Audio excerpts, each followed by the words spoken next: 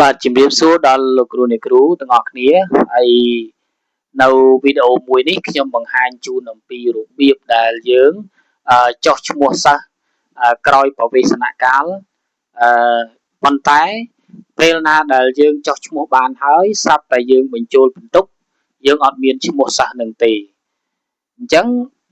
យើងបញ្ចូលបន្ទុកនៅក្នុងដើមឆ្នាំប៉ុន្តែវាអត់មានឈ្មោះសិស្សតែបើយើងបញ្ចូលបន្ទុកនៅក្នុងខែដែលយើងបានចុះឈ្មោះសិស្សនឹងចូលទៅមានអញ្ចឹងដើម្បីដោះស្រាយនៅបញ្ហានេះខ្ញុំនឹងធ្វើវីដេអូមួយបង្ហាញជូនលោកគ្រូអ្នកគ្រូថាតើយើងគួរដោះស្រាយបែបណាយើងទៅតាមដានទាំងអស់គ្នាឥឡូវយើងចូលមកប្រព័ន្ធ STS របស់យើងមកហើយ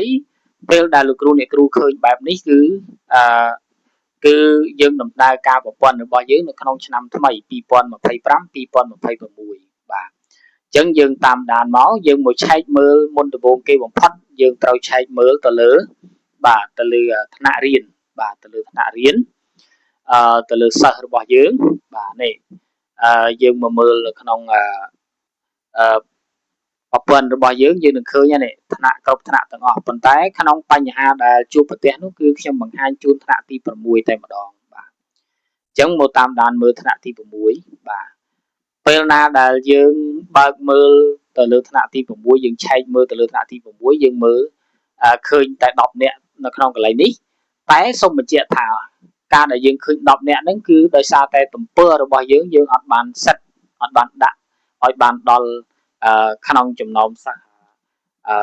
50នាក់អញ្ចឹងយើងសូមបដូរទំព័រណាយើងចុចកន្លែងសញ្ញាព្រួយនេះមកយកចំនួន50នាក់បាទពេលនេះគឺយើងរត់ឲ្យសិស្សទាំងអស់ហើយក្នុងប្រព័ន្ធគឺរត់ឲ្យសិស្សទាំងអស់ចង់ដឹងថាសិស្សរបស់យើងមានប្រមាណយើងคลิกលើផ្អប់លើគេនេះមកបាទនោះ35អញ្ចឹងឯងអញ្ចឹងមានន័យថាពេលដែលយើងចុះឈ្មោះក្រោយហ្នឹងគឺយើងចុះឈ្មោះបន្ថែមសិស្សណាដែលអត់មានឈ្មោះនៅក្នុងប្រព័ន្ធរបស់យើងណែយើងចុះមកបានមក35នេះគឺយើងមើលសិស្សសរុបមើលសិស្សសរុបទាំងអស់បាទគឺចំនួន35បាទ35នាក់បាទឥឡូវយើងបន្តទៅទៀតបាទមើលឲ្យអស់គ្រប់ជ្រុងជ្រោយយើងបន្តទៅទៀតបាទយើងនឹងមើលទៅលើសិស្សនីមួយថាគ្រប់ចំនួនហើយនៅបាទកន្លែងហ្នឹងខ្ញុំសូមបញ្ជាក់ថានៅពេលដែលបងប្អូនបាទលោកគ្រូអ្នកគ្រូទាំងអស់ត្រួតពិនិត្យទៅលើសិស្សរួចហើយគឺសូមមើលទៅលើកន្លែងគ្រប់គ្រងបន្ទុកបាទណាដើម្បីច្បាស់ថាតើ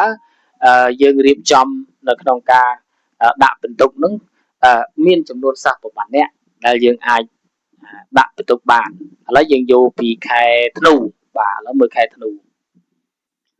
នឹងពេលដែលយើងមើលខែធ្នូមកគឺអត់គ្រប់ទេសិស្សយើងបាត់នឹងគឺជាមូលហេតុបាទនឹងគឺជាមូលហេតុណាបាទគឺជាមូលហេតុបាទអញ្ចឹងដើម្បីមើលទៅលើសិស្សនឹងឃើញថាបាត់ហើយយើងត្រូវធ្វើម៉េចគឺខែធ្នូនឹងឲ្យបានសិស្សដែលយើងចុះឈ្មោះក្រោយនឹងយកបន្ទុកមកដាក់ដែរពីព្រោះជាទូទៅគឺយើងអាចច្រឡំនៅក្នុងការដែលយើងថាប្រព័ន្ធអត់ដំណើរការប៉ុន្តែក្នុងលក្ខខណ្ឌមួយប្រព័ន្ធនៅតែដំណើរការតែយើងអត់បានចុះឈ្មោះឧទាហរណ៍ថាយើងចូលរៀនពីខែធ្នូបាទខែ12ក៏ប៉ុន្តែដល់ពេលប្រព័ន្ធបើឲ្យដំណើរការនៅខែមីនាឬក៏ខែមករាខែកុម្ភៈ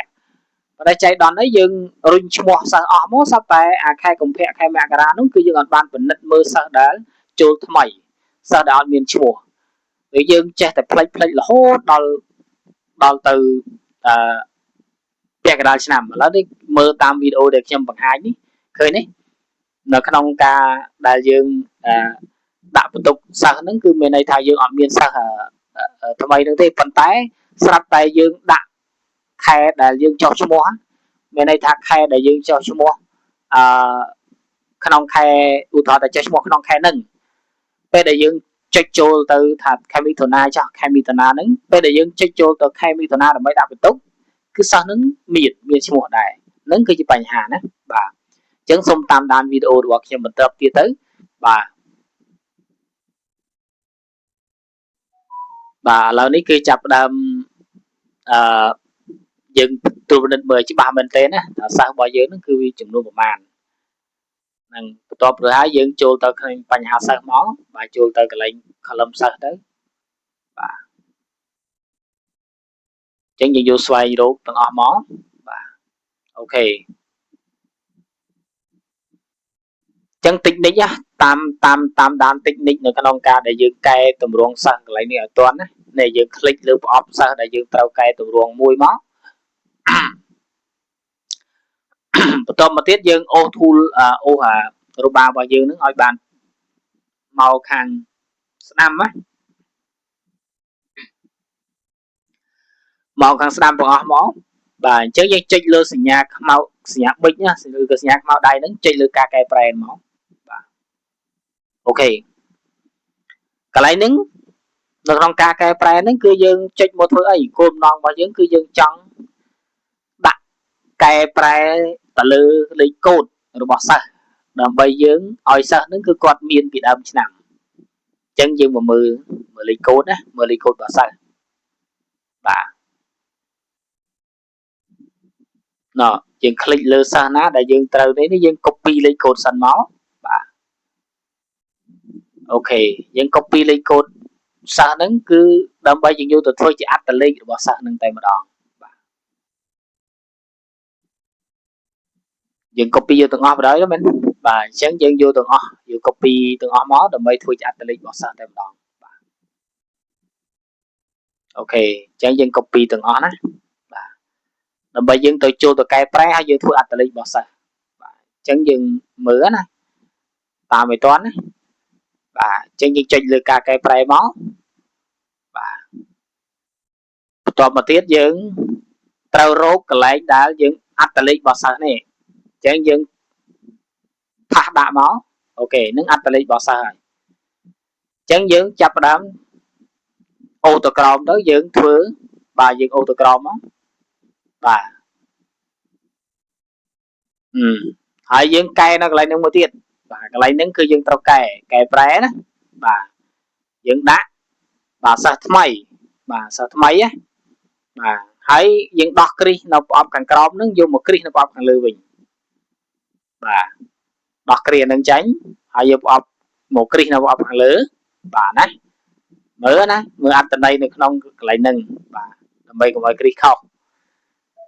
បាទបន្តមកទៀតយើងចាប់ផ្ដើម save ទុកបាទរក្សាទុកណាបាទអញ្ចឹងនៅក្នុងកន្លែងដែលពេលយើងដែលរក្សាទុកកន្លែងហ្នឹងគឺមានន័យថា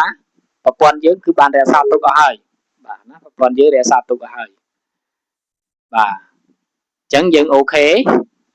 យើងចូលមកថ្នាក់ទី6ឡើងវិញបាទណាយកមកកន្លែងគ្រប់គ្រងបន្ទុកបាទយើងមើលបន្ទុកបាទអូខេអញ្ចឹងយើងចាប់ផ្ដើមមើលខែធ្នូម្ដងទៀតស្វែងរកមកបាទអូខេឃើញយើងឃើញចំនួនរបស់យើងណាអញ្ចឹងយើងស្វែងរកបាទសិស្សទាំងអស់សិស្សដែលយើងកែមិញអូខេឃើញទេណែ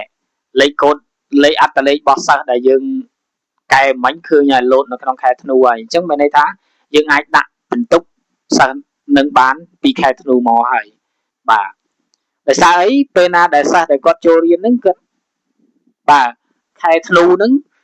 យើងអត់បានចាប់អារម្មណ៍ទៅលើសិស្សនឹងថាតើគាត់មានឈ្មោះឬអត់នៅក្នុងប្រព័ន្ធ SCS បាទប៉ុន្តែដល់ពេលយើងផ្លេចទៅចេះតែផ្លេចទៅសត្វតែយើងមកចោះឈ្មោះក្រោយគឺយើងបាត់សិស្សហើយពេលដែលយើងដាក់បន្ទុកនឹងបាត់ហើយគឺឃើញតែខែណាដែលយើងចោះនឹងឃើញខែនឹងឯងតែអាខែមុនអត់ឃើញទេអាហ្នឹងជាបញ្ហាមួយដែលយើងត្រូវរកដំណោះស្រាយបាទអញ្ចឹងនៅក្នុងដំណោះស្រាយប៉ុណ្ណឹងគឺទទួលយកបានទេលោកគ្រូអ្នកគ្រូបងប្អូនទាំងអស់គ្នាបាទអញ្ចឹងយើងអាចដាក់បន្ទុកសិស្សបានដែរណាបាទអញ្ចឹងនៅក្នុងប្រព័ន្ធ SCS នេះគឺយើងមានពីរបៀបកំណត់សន្ទុះបន្ទុកទៀតបាទបើសិនជាបងប្អូនចង់តាមដានទៅលើការប្រើប្រាស់ប្រព័ន្ធ SCS នេះជាបន្តបងប្អូនសម្រាប់បងប្អូនដែលថ្មីជួយចុច Subscribe ដាក់សញ្ញាកណ្ដឹង Subscribe ដាក់សញ្ញាកណ្ដឹងម្នាក់មួយទៅដើម្បីទទួលបានវីដេអូថ្មីបាទអញ្ចឹងមានរឿងជាច្រើនទៀតដែលយើងត្រូវសិក្សាបាទអរគុណច្រើនបាទជួបគ្នាវីដេអូបន្ទាប់